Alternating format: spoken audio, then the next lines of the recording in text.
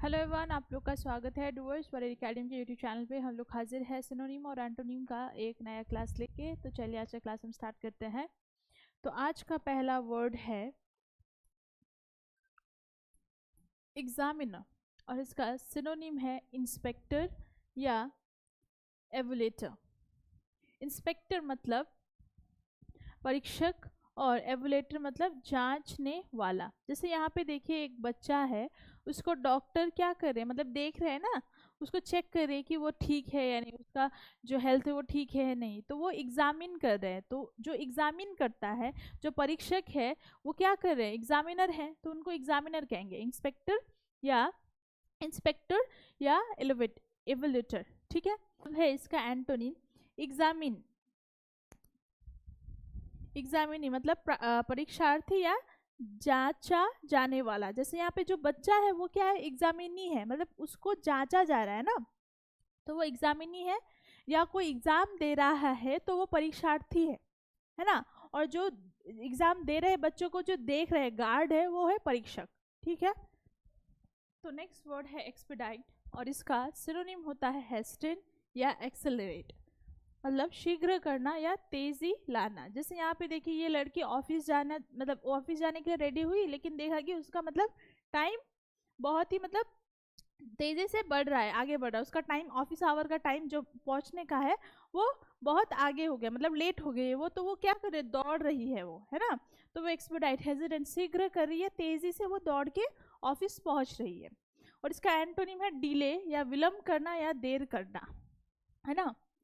Next है, तो next word है ईव और इसका सिनोनिम है डिक्लाइन या रिसाइड, मतलब घटना या गिरावट। जैसे यहाँ पे देखिए एक बिजनेसमैन है, इसका में भी जो बिजनेस है वो लॉस में, घाटे में चल रहा है। तो उसका जो भी जितना भी वो है, वो देखिए ये जो लाइन दिखा रहा है बार ग्राफ, ये मतलब नीचे की ओर जा रहा है। इसका मतलब क्या हो रहा है, लॉस हो रहा है।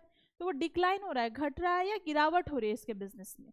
तो ईव का सिनोनिम है डिक्लाइन या रिसाइड और इसका एंटोनिम है फ्लो, बहना या प्रभाव। मतलब अगर बह रही है वो तो अच्छे ऊपर, मतलब बिजनेस जो है वो अगर जो एरो है ऊपर की ओर है तो उसका मतलब क्या है, उसे लाभ हो रही है, अच्छा चीज हो रहा है ना। नेक्स्ट वर्ड है इकोनॉमिकल और इसका सिनोनिम है थ्रिफ्टी या फ्रूगल। थ्रिफ्टी मतलब मितव्ययी या किफायती। यहाँ पे देखिए एक पिगी बैंक है, इसमें एक एक रुपए करके वो पैसा डाल रहा है ना। तो कोई कोई लोग हैं जो कि मतलब पैसा मतलब बहुत वो कंजूस होते हैं, किफ़ायती होते हैं, मतलब वो एकदम बहुत ही थोड़ा थोड़ा करके वो जमाएंगे, फिर कुछ चीज़ को वो खरीदेंगे, उतना ज़्यादा खर्च नहीं करते। तो उसको हम इकोनॉमिकल, मतलब सिनोनिम है थ्रिफ्टी या फ्रूगल, है ना, कंजूस। और इसका एंटोनिम है एक्स्ट्रावेगेंट, मतलब अपव्ययी या खर्चीला, मतलब जो मतलब पैसों को मतलब पानी की तरह बहा देता है। वो मतलब देखता ही नहीं कि कितना खर्चा हुआ नहीं हुआ, मतलब जितना उसको जो पसंद आता है वो खरीद लेता है। तो एक्स्ट्रावेगेंट जो है इकोनॉमिकल का क्या है, एंटोनिम है। नेक्स्ट वर्ड है अर्न और इसका सिनोनिम है गेन या अक्वायर। गेन मतलब कमाना, अक्वायर मतलब प्राप्त करना। जैसे यहाँ पे देखिए एक व्यक्ति लैपटॉप में मतलब काम कर रहा है। ऑफिस में हम किस में काम करते हैं, लैपटॉप में ही काम करते हैं ना अभी। तो उससे उसको क्या मिलती है, अगर वो अपना काम करेगा उसको उससे पैसा मिलेगा, तो उसे क्या करेगा, वो अर्न करेगा, कमाएगा। कमाना और प्राप्त करना, उसको क्या प्राप्त होगा, यहाँ से पैसा प्राप्त होगा। तो गेन और अक्वायर जो है अर्न का सिनोनिम है। और इसका एंटोनिम है स्पेंड, मतलब खर्च करना।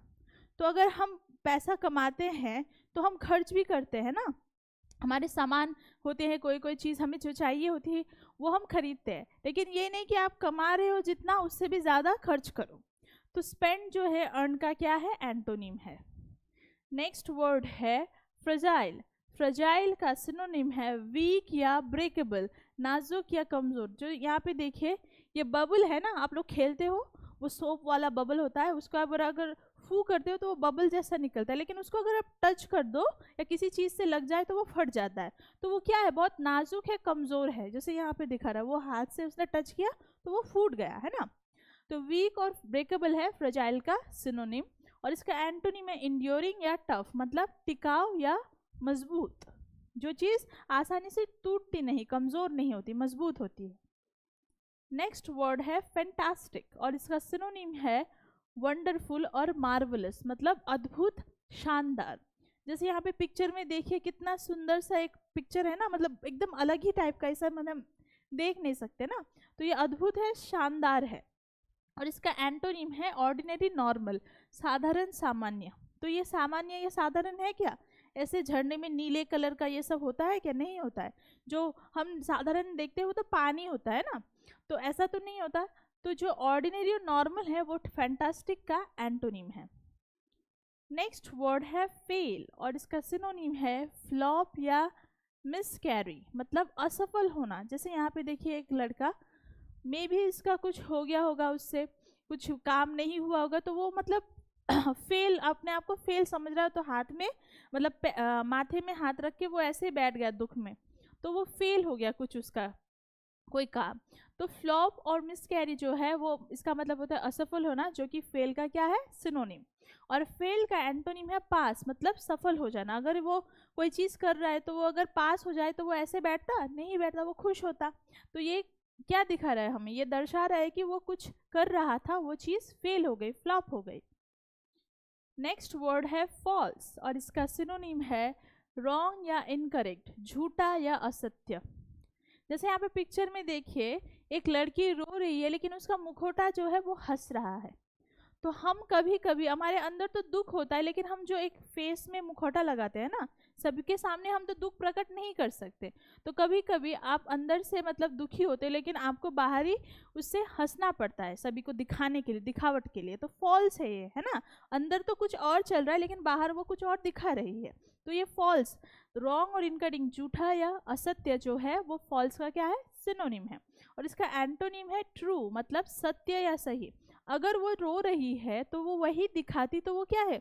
उसकी ट्रू, मतलब सत्य जो वो भावना है वो प्रकट करती, लेकिन उसने अभी मुखौटा पहन लिया है कि वो हंस रही है, लेकिन अंदर ही अंदर वो रो रही है। ठीक है।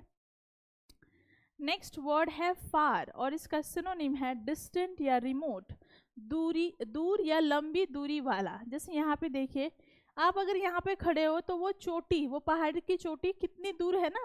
तो फार मतलब इसका सिनोनिम होता है डिस्टेंट या रिमोट, मतलब बहुत दूर जो चीज़ होती है। और इसका एंटोनिम होता है नियर, मतलब जो चीज़ पास में होती है, समीप होती है। ठीक है। तो आज के क्लास के लिए इतना ही। आशा करती हूँ आपको सभी वर्ड्स के मीनिंग अच्छी तरीके से समझ में आए होंगे। और अगर आपको आज का क्लास अच्छा लगा है तो आप लोगों को पता है क्या करना है। डूवर्स फॉर एकेडमी के यूट्यूब चैनल को लाइक, कमेंट, शेयर, सब्सक्राइब करना है। और अगर आप हमसे जुड़ना चाहते हैं तो दिए गए नंबर पर हमें ज़रूर कॉन्टैक्ट करें। तब तक के लिए सुस्त रहिए, खुश रहिए। मिलेंगे नेक्स्ट क्लास में। Thank you.